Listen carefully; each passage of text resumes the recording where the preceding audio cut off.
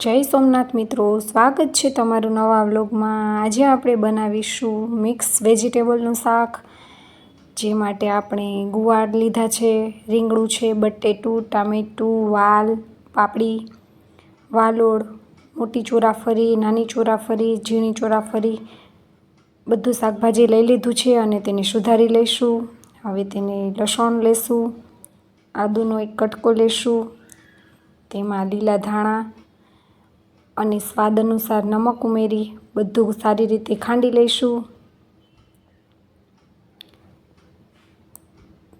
તો બધું આપણો મસાલો ખંડાઈ ગયો છે। ત્યારબાદ તેમાં અડધી ચમચી હળદર અને લાલ મરચું પાવડર ઉમેરી સારી રીતે ખાંડી લઈશું। જો મિત્રો હજુ સુધી મારી ચેનલને સબસ્ક્રાઈબ ન કરી હોય તો સબસ્ક્રાઈબ કરી લેજો, જેથી તમને રોજ નવા રેસીપીના વિડીયો જોવા મળે। હવે આપણે મસાલો ખંડાઈ ગયો છે, તેમાં થોડું પાણી ઉમેરી અને આપણે લાલ ચટણી બનાવીશું। હવે શાક વઘારવા માટે કુકરમાં તેલ લઈશું,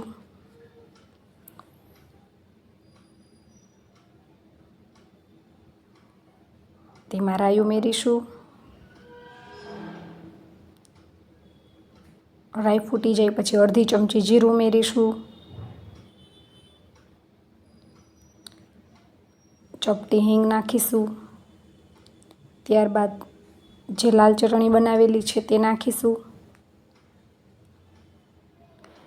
સારી રીતે તેલમાંથી છૂટું પડી જાય ત્યારબાદ તેમાં સુધારેલા બધા શાકભાજી નાખીશું।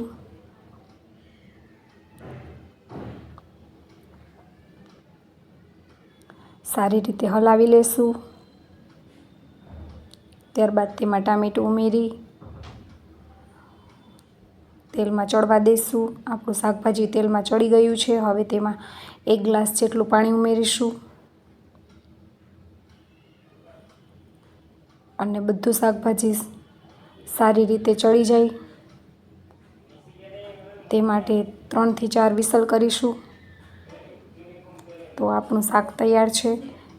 તેમાં 1 ચમચી ધાણા જીરું નાખીશું અને લીલા ધાણા ઉમેરીશું। તો તૈયાર છે આપણું મિક્સ વેજીટેબલનું શાક। તો મિત્રો આજનું શાક તમને કેવું લાગ્યું તે કમેન્ટ કરીને જણાવજો અને જો ચેનલમાં નવા હોય તો સબસ્ક્રાઈબ કરજો। મળશું આવી નવી રેસીપી સાથે, ત્યાં સુધી આવજો। જય સોમનાથ।